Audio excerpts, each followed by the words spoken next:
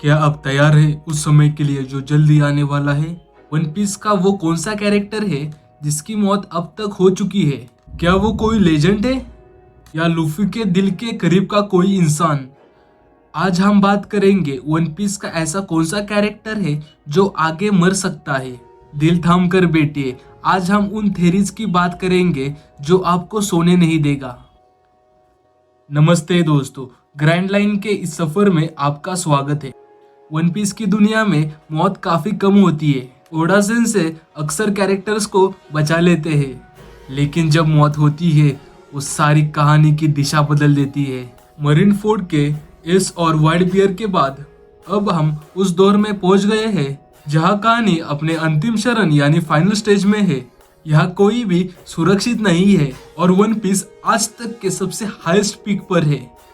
Voda sense को characters की fake out date देने के लिए जाना जाता है। याद है पेल अलाबास्टा में यह विस्मोक परिवार के साथ क्या हुआ? हमें लगता है कि वो मर गए, लेकिन वो वापस आ जाते हैं। ऑडियंस के बीच ये मजाक बन गया कि वन पीस में कोई नहीं मरता। लेकिन रुकिए, क्या आपने रिसेंटली एपिसोड देखे हैं? ओडा सेंसे का टोन बदल जाता है।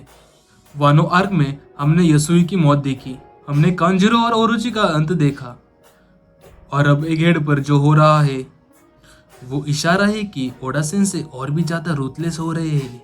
जब हम फाइनल स्टेज कहते हैं, इसका मतलब है कि अब स्टेटस को बनाए रखने का समय खत्म हो गया है। अब ग्रेट क्लिंजिंग शुरू हो चुकी है। इमू, फाइल्डर्स और ब्लैक बियर्ड अब सब खुलकर खेल रहे हैं। मुश्किल यह है कि यह प्रेडिक्ट करना लगभग नामुमकिन है कि अगला कौन मरेगा, क्योंकि यहाँ हर कैरेक्टर की मौत का एक बड़ा मकसद होना चाहिए। क्या ओडा सेंसे अपनी पुरानी आदत छोड़कर हमें एक ऐसा झटका देंगे जिससे पूरी फ्रीडम मिल जाए? चलिए अब बात करते हैं उन कैरेक्टर्स की जो अब इस सीरीज में आगे मर सकते हैं।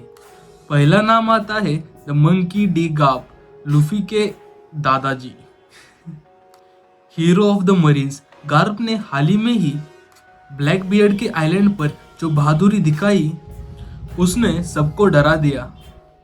गार्प की एज और उसकी सोच उसे एक सैक्रिफाइसल कैरेक्टर बनाती है। मैं आपको दो ऐसे रीजन बताऊंगा जिससे साबित हो जाएगा कि गार्प क्यों मरेगा। पहला रीजन है कि गार्प का अंत कोबी की नई जनरेशन को आगे बढ़ाने के लिए जरूरी है। जब तक गार्प है, कोबी उसके साये में रहेगा। दूसरा रीजन है कि अपने ही चेले यानी कुजान के हाथों मरना या उसकी रक्षा करते हुए मरना। यह मौत वन पीस के सबसे इमोशनल स्टोरीज में से एक होगी। यह मौत लूफी को मरीन्स और ब्लैक बियर्ड्स के खिलाफ और भी ज्यादा आक्रामक बनाएगी। दूसरा नाम आता है जिसकी मौत आगे हो सकती है, वो है कुमा। कुमा की पूरी जिंदगी दुख और कुर्बानी से भरी रही है। कुमा की बैक स्टोरी देखने के बाद हम फैंस का दिल टूट गया। कुमा अब एक सिर्फ साइबॉर्ग रह चुका है, लेकिन उसकी आत्मा अभी भी बोनी को बचाने के लिए तड़प रही है। एक हेड पर उसकी एंट्री और सैटन को मारा हुआ वो पंच, ये सब उसके अंतिम पलों की ओर इशारा करती है। कुमा का मरना उसे उसकी पीड़ा से मुक्ति दिलाएगा, लेकिन बोनी और लूफी के लिए ये असहनीय होगा। तीसरा कैरेक्टर है लॉ।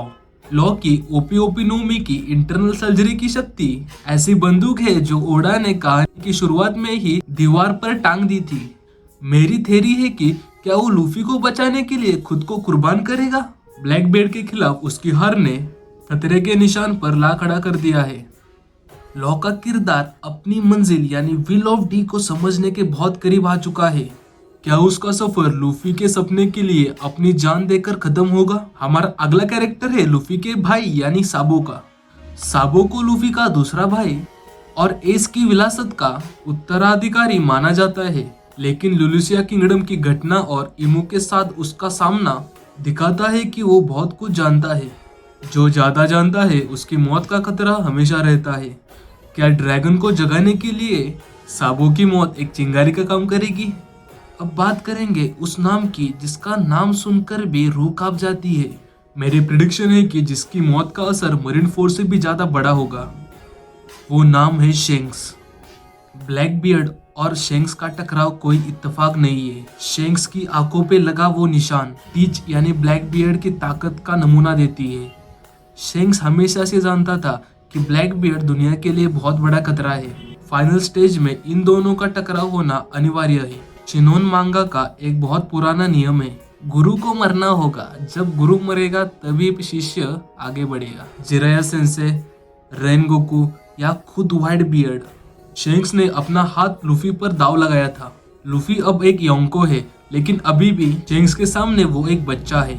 शेंक्स की मौत लूफी को एक मेंटल ब्लॉक के बाहर निकालेगी और उसे दुनिया का सबसे बड़ा पायरेट बनने के लिए वो एक अंतिम पुश होगा। लूफी ने कहा था कि वो शेंक्स को भी हराना चाहता है, लेकिन क्या ओडा हमें इन दोनों के बीच एक फ्रेंडली फाइट दिखाएगी? नहीं, ओडा को ट्रेजेडी पसंद है। अगर ब्लैक बियर्ड धोखे से शेंक्स को मार देता है तो लूफी के पास ब्लैक बियर्ड को मारने का या खत्म करने का सबसे बड़ा पर्सनल रीजन होगा। अब हम बात करेंगे उन सेकेंडरी कैरेक्टर्स और विलन्स के ऊपर जो शायद मर सकते हैं। विलन की मौत भी दुखद हो सकती है। ब्लैक बियर्ड की मौत का मतलब होगा इमू एंड द 5 एल्डर्स। इनका अंत एक नई दुनिया की शुरुआत होगी। सिल्वर रैली, पुरानी जनरेशन का और एक स्तंभ। गार्प की तरह रैली भी लूफी को कुछ सिखाते हुए या बचाते हुए मर सकता है। अगला कैरेक्टर एक इंटरेस्टिंग कैरेक्टर है, उसोप द स्ट्रॉ हैट। कोई फैंस मानते हैं कि उसोप का सपना है कि वो समुद्र का सबसे बहादुर योद्धा बने, पर यह तभी मुमकिन होगा जब वो अपनी जान देकर अपने साथियों को बचाए। एल्बाफ आर्क क्या उसोप का आखिरी आर्क होगा? अगर इस सब में से कोई भी बड़ा कैरेक्टर मरता है तो द ग्रेट वॉर शुरू होगी। ओडा सेंसे ने प्रॉमिस किया है कि फाइनल आर्क मरीनफोर्ड को भी छोटा दिखा देगी।